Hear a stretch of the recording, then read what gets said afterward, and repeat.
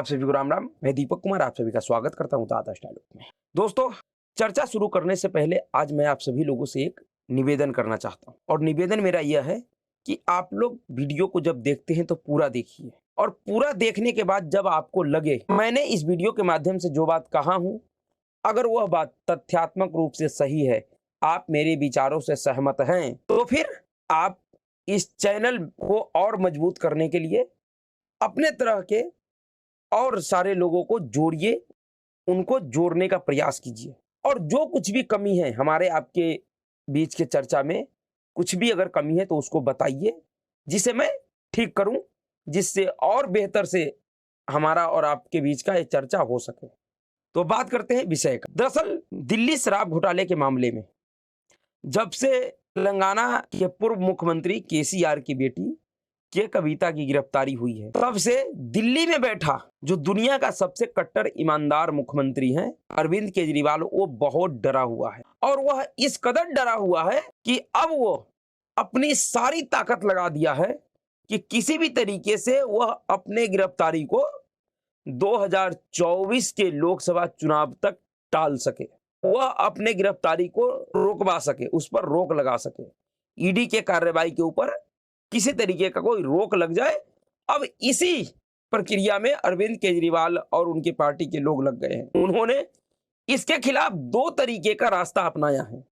एक रास्ता यह है कि वह दिल्ली शराब घोटाले के मामले को पूरे देश के सामने इस तरीके से प्रस्तुत कर रहा है जैसा कि वह पूरा मामला ही झूठा है। जितने भी अरविंद केजरीवाल के पार्टी के नेता है, उनके प्रवक्ता है, उनके समर्थक है, और सभी लोग इस समय सोशल मीडिया से लेकर प्रिंट मीडिया और इलेक्ट्रॉनिक मीडिया के माध्यम से पूरे देश में यही माहौल बनाने का प्रयास कर रहा है कि जो ये दिल्ली शराब घोटाला है, जिस मामले में अरविंद केजरीवाल के सभी टॉप मोस्ट लीडर गिरफ्तार हो चुके हैं, उनके पार्टी के कई कार्यकर्ता गिरफ्तार हो चुके हैं, जिसको इस देश का कोई भी अदालत जमानत नहीं दे रही है, तो सभी लोग इस पूरे केस को झूठा साबित करने में लगे हुए हैं।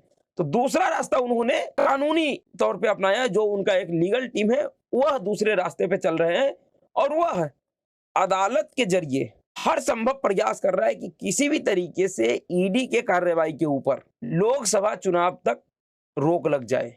अरविंद केजरीवाल ने अपने अब तक के सभी 9 सम्मन को, जो ईडी ने उनको दिल्ली शराब घोटाले से जुड़े हुए मामले में समन जारी किया है पूछताछ के लिए, उन सभी 9 सम्मन को कल दिल्ली हाई कोर्ट में चुनौती दिया, जिसके ऊपर आज सुनवाई है। आज का सुनवाई अरविंद केजरीवाल के लिए बहुत ही महत्वपूर्ण है। आज दिल्ली हाई कोर्ट में जो सुनवाई होने जा रहा है, वह सुनवाई तय करेगा कि अरविंद केजरीवाल 2024 के लोकसभा चुनाव में चुनाव प्रचार करेंगे या फिर तिहाड़ जेल के अंदर ईडी के कस्टडी में रहेंगे। जी हाँ, अरविंद केजरीवाल ने एक बहुत बड़ा रिस्क लिया है। उन्होंने ईडी के सभी सम्मन को दिल्ली हाई कोर्ट में चुनौती देकर एक बड़ा रिस्क लिया है। अगर दिल्ली हाई कोर्ट ईडी के सम्मन के ऊपर या ईडी के कार्रवाई के ऊपर अगर किसी भी तरीके का रोक लगाने से इनकार कर देता है, तो अरविंद केजरीवाल जी के पास कोई विकल्प नहीं बचता है सिवाय ईडी के 9वें सम्मन पे हाजिर होने को। और अरविंद केजरीवाल जी को यह पूरी तरीके से पता है कि जैसे ही वह ईडी के समक्ष जाएंगे, उनके सम्मन पे वह पूछताछ के लिए जाएंगे, फिर अरविंद केजरीवाल वापस नहीं आने वाले हैं, क्योंकि 21 मार्च का जो सम्मन है वह अरविंद केजरीवाल के खिलाफ 9वां सम्मन है ईडी का। और आप याद कीजिए, हेमंत सोरेन के खिलाफ भी ईडी ने 10 सम्मन जारी किया था। 9वें सम्मन तक हेमंत सोरेन को गिरफ्तार नहीं किया था, लेकिन 10वें सम्मन पे हेमंत सोरेन को ईडी सीएम हाउस से गिरफ्तार करके राज्य भवन ले गया और वहां पे उनसे इस्तीफा दिलवाकर उनको घसीट कर जेल में के सलाखों तक पहुंचाने का काम किया।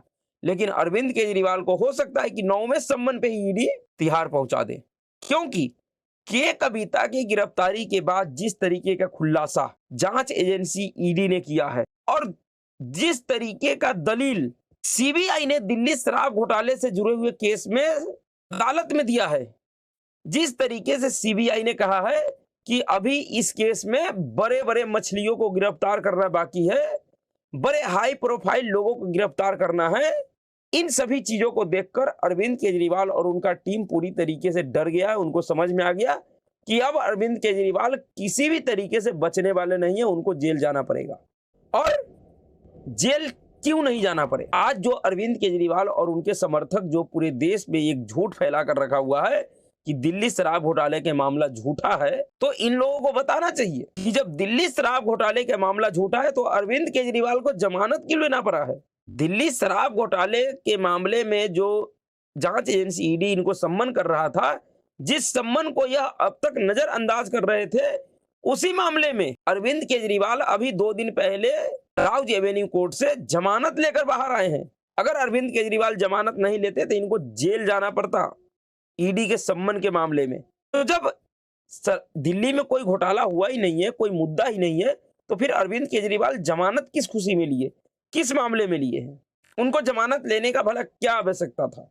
वहीं जो अरविंद केजरीवाल के सबसे पावरफुल साथी थे मनीष सिसोदिया, जो कि दिल्ली के उप मुख्यमंत्री और शराब मंत्री था, जिस शराब घोटाले के मामले में उसका मंत्री ही पिछले 1 साल से जेल में है। सुप्रीम कोर्ट ने मनीष सिसोदिया के राहत के आखिरी विकल्प को भी ठुकरा दिया। अब यह तय हो गया कि मनीष सिसोदिया को किसी भी तरीके का कोई राहत नहीं मिलने वाला है। इनके राज्यसभा सांसद संजय सिंह को कोई अदालत जमानत देने को तैयार नहीं है। अभी संजय सिंह ने भी अपने गिरफ्तारी को और अपने न्यायिक हिरासत को चुनौती दिया है कोर्ट में, उस पर भी कोर्ट में सुनवाई होना है। यानी कि मनीष सिसोदिया के क्यूरेटिव पिटीशन तक सुप्रीम कोर्ट ने खारिज कर दिया, जो कि राहत मिलने का आखिरी विकल्प होता है किसी भी एक्यूज के पास। उसका वो क्यूरेटिव पिटीशन खारिज हो गया। अब उसके बाद उसका जो सांसद है संजय सिंह, वो एक अलग ड्रामा कर रहा है कि उन्होंने अपने गिरफ्तारी और हिरासत को ही चुनौती दे दिया है कोर्ट में।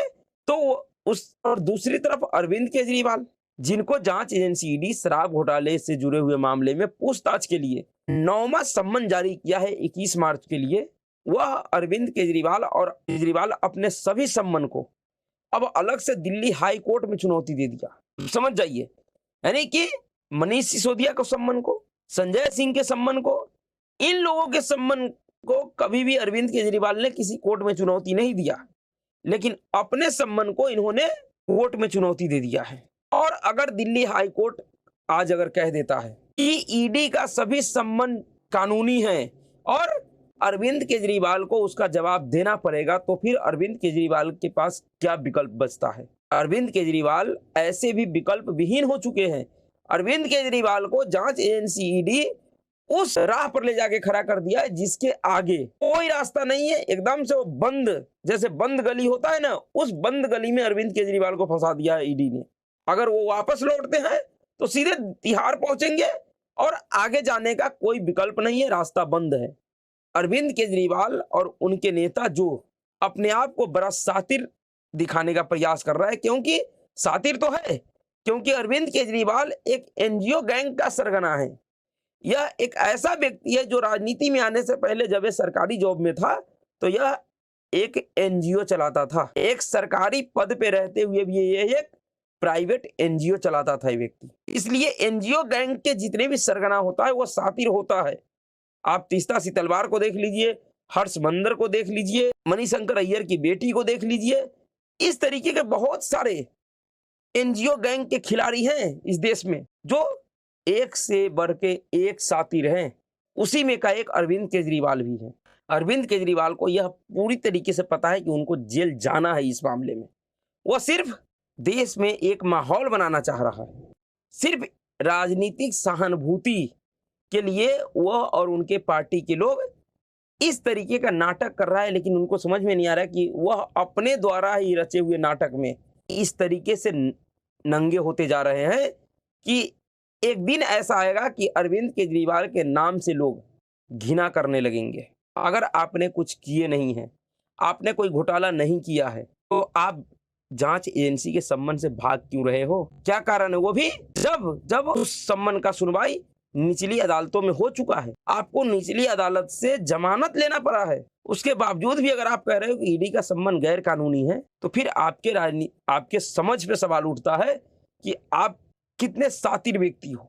किस तरीके से आप चाहते हो कि इस देश का जो नियम है, कानून है, वह आपके लिए अलग हो। लेकिन जिस तरीके से ईडी ने के कविता की गिरफ्तारी के बाद यह बयान जारी किया है, प्रेस रिलीज जारी किया है कि दिल्ली शराब घोटाले में अरविंद केजरीवाल, के कविता, संजय सिंह, मनीष सिसोदिया, ये सारे लोगों ने मिलकर यह प्लान बनाया और इस प्लान को लागू किया, जिसके लागू होने से अरविंद केजरीवाल और उसकी पार्टी को करोड़ों रुपए का फायदा हुआ, जिसका उपयोग उन्होंने गोवा के चुनाव में किए हैं। अब तक जो अरविंद केजरीवाल पूछ रहा था कि हमें किस हैसियत से ईडी बुला रही है, तो अब तो ईडी ने प्रेस रिलीज जारी करके कह दिया कि अरविंद केजरीवाल इन सभी लोगों के साथ मिलकर शराब नीति को बनाया और इस तरीके से बनाया और उसे लागू किया जिससे अरविंद केजरीवाल और उनके पार्टी को सीधे सीधे फायदा हो। अब इससे अधिक क्या जानना चाहते हैं अरविंद केजरीवाल और उनके समर्थक? क्या अरविंद केजरीवाल और उनके समर्थक देश को यह बताना चाहते हैं कि इस देश में जितने अदालत है वो सब के सब बिक गए हैं, वो सब के सब सरकारी प्रभाव में काम कर रहे हैं? जब इस देश का अदालत अरविंद केजरीवाल के पक्ष में कोई फैसला देता है और मोदी सरकार के खिलाफ, तो ये लोग कहते हैं कि अदालत ने, न्यायालय ने लोकतंत्र को बचा लिया। और वही अदालत जब ये कह रहा है कि दिल्ली का शराब घोटाला हुआ है, उसके खिलाफ जांच एजेंसी ईडी के पास पर्याप्त सबूत है, तो ये लोग अदालत को भी वाइस्ट बता रहे हैं, अदालत को भी बिका हुआ बता रहे हैं। उनका हुआ फैसला इनको अच्छा नहीं लग रहा है। अभी 2 दिन पहले ही सत्येंद्र जैन के मामले में सुप्रीम कोर्ट में 3 जजों की पीठ ने एक फैसला दिया था और उन्होंने माना था कि सत्येंद्र जैन पूरी तरीके से दोषी है, इसके खिलाफ ईडी के पास पर्याप्त सबूत है और सत्येंद्र जैन को बाहर रहने का कोई अधिकार नहीं है, उनको जेल जाना पड़ेगा। और सुप्रीम कोर्ट ने उनको जेल भेज दिया। उस फैसले के खिलाफ जो उसमें शामिल जज थी, जिनकी अध्यक्षता में सुनवाई हो रहा था, बेला एम त्रिवेदी, उनके खिलाफ आम आदमी पार्टी के नेताओं ने पूरे देश में सोशल मीडिया पे ऐसा माहौल बना दिया कि बेला एम त्रिवेदी एक गुजराती महिला है, गुजरात हाई कोर्ट से आई हुई है और इसलिए वो सत्येंद्र जैन को जेल भेज दिया। इस तरीके का मजाक, इस तरीके का राजनीतिक खेल शायद अब तक किसी ने भी नहीं खेला है। लेकिन अरविंद केजरीवाल को यह राजनीतिक खेल महंगा पड़ेगा। कब तक भागेंगे, कहां तक भागेंगे? एक न एक दिन ऐसा आएगा कि अरविंद केजरीवाल को इस घोटाले में जेल जाना पड़ेगा, उनको सजा भुगतना पड़ेगा। शायद अरविंद केजरीवाल जी को लग रहा है कि 2024 के बाद नरेंद्र मोदी सत्ता में नहीं आएंगे, वो हट जाएंगे, तो इससे बड़ा भ्रम और कुछ भी नहीं हो सकता है दुनिया में इस समय। इस बात को अरविंद केजरीवाल और उनके समर्थकों को समझना चाहिए कि अगर देश का प्रधानमंत्री कह चुका है कि हम किसी भी भ्रष्टाचारी को नहीं छोड़ेंगे, तो फिर यह उम्मीद करना कि सत्ता परिवर्तन होने जा रहा है, उसके बाद ये व्यक्ति नहीं रहेगा, तो फिर से सब चीज उसी तरीके से चलने लगेगा जैसे पहले चलता था, हम तुम्हें बचाएंगे तुम हमें बचाओ। यह खेल अब नहीं होने वाला है भाई, वह दिन लद गए, अब वह दिन वापसी नहीं हो रहा है। तो देखिए अरविंद केजरीवाल के साथ क्या होता है। अभी के लिए इतना ही। अगर आपको वीडियो अच्छा लगा तो वीडियो को लाइक कीजिएगा, शेयर कीजिएगा, चैनल को सब्सक्राइब कीजिएगा। नमस्कार।